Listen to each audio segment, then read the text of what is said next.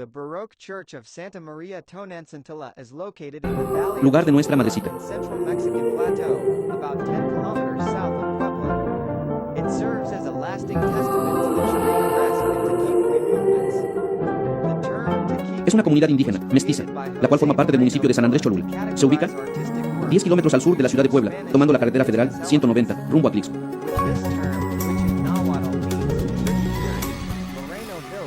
Su historia es muy antigua, se remonta a la época prehispánica, en la cual Tonantzín. The construction of the church spanned the 16th-19th century. Its interior decoration shows an interesting symbolic fusion of Christian elements with pre-Hispanic Mesoamerican religious aspects of Nahua origin.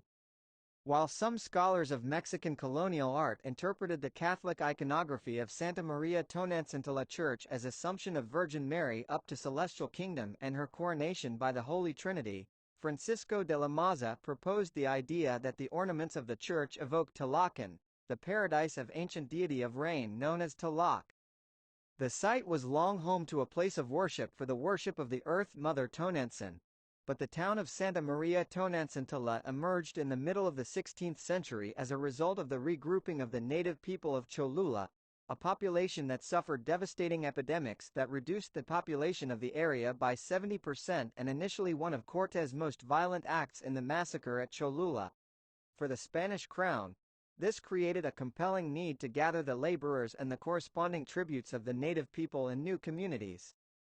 According to Antonio Rubio Garcia's studies, it was the Viceroy Luis de Velasco who granted in 1556 the first communal lands to natives who had been living in the slopes of the Poxtecal Hill and had once adored the image of the goddess Tonantzin. After 3 decades, in January of 1587, Al ver este templo por fuera, es como ver a una persona, ya que nunca imaginamos lo que hay dentro. Después del Renacimiento, florece el arte barroco, con artistas como Lorenzo Bernini, Miguel Ángel, entre otros.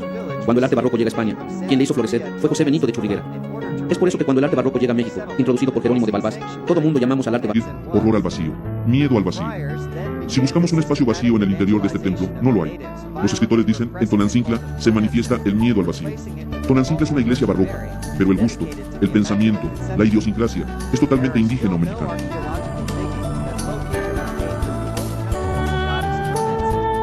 Lo que el turista nacional y extranjero viene a ver a Tonantzintla está en la cúpula. La cúpula es la etapa más antigua de construcción y de decoración. Data del año de 1600. Motivo de estudio por muchos escritores de renombre, como Francisco de la Maza, Manuel Toussaint, Carlos Fuentes, entre otros. Ellos dicen que el objetivo en esta cúpula fue simbolizar un cielo, dedicado en ofrenda a la Virgen María. Pero también es un cielo dedicado a Tlaloc, al dios de la guerra.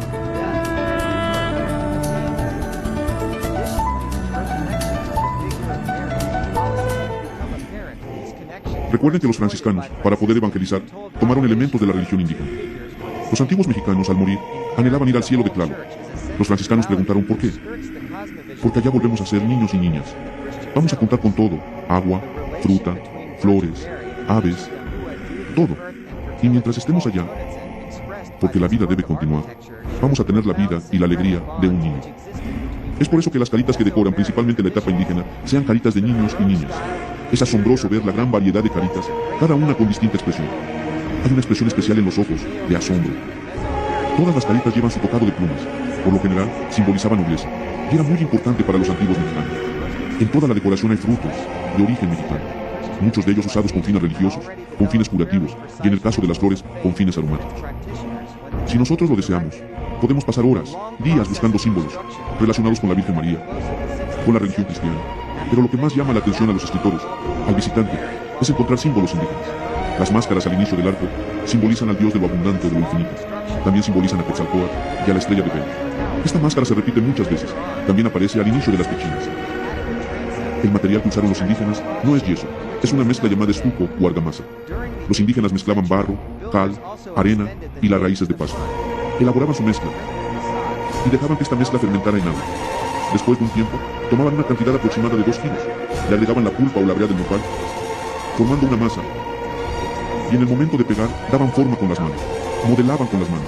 Ninguna de estas figuras fue hecha en un molde o en una mesa. Todas fueron trabajadas en el momento de aplicar la mezcla. Para finalizar el trabajo, los indígenas usaban la clara de huevo.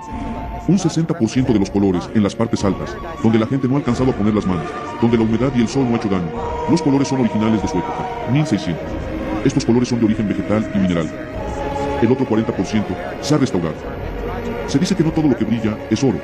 Aquí sí, todo lo que brilla es hoja de oro de 23 quilates y medio.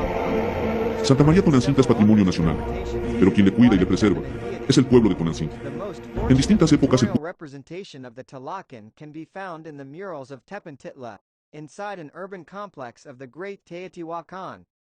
For the ancient Mexicans, the destiny of the souls after death was not determined by the people's actions, like in the Christian world, but by the social class to which they had belonged in life, and especially, by the manner in which they died.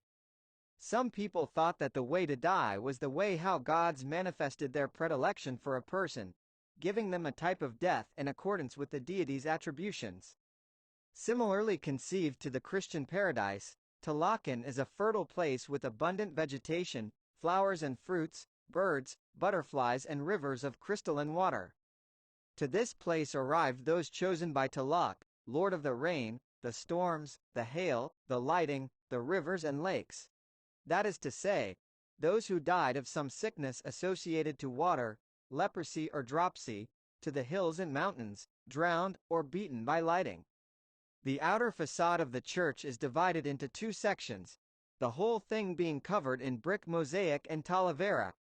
An arch of Mudejar influence marks the main entrance, while the second part is made of a cupola with a choral balcony and features statues of the four Gospels, facing in cardinal directions. Strikingly, the apostles carry indigenous features and are presented in a style less naturalistic than was imposed in other sites. The main door to the church is in a style characterized as Cholula, and features a sotocoro, or choir loft, at its top. The Virgin Mary is shown surrounded by children who play musical instruments such as violins. Each angel depicted in the figures is unique in that it carries a different facial expression, but they are perceived together as children. They also all wear copulae, or headdresses of feathers, which were awarded in pre-Hispanic times to those displaying service to their community. The carvings display also a variety of pre-Hispanic fruits like papaya, plum, capulins, and guava. Also, cocoa beans and chilies are shown. Scholars posit that many of these fruits held healing or spiritual properties. The church today is cared for by a special committee of community members elected by their neighbors. They upkeep the paint and gold leaf that ornament the wooden carvings along with maintaining candles and altars. Multiple festivals each year surround the church, and many celebrations of Tonantzín occur, with a special emphasis on the volcano that flanks the valley, to which offerings are presented on its birthday. La Iglesia de Santa María Tonantzín serves as an impressive testament to indigenous craftsmanship and has for some time been admired by writers and intellectuals that visit the area. However, also displayed in the magnificent architecture is a type of colonial violence that included forced conversions and acts of physical harm. It is important to keep this at the forefront of our minds when observing the church's form.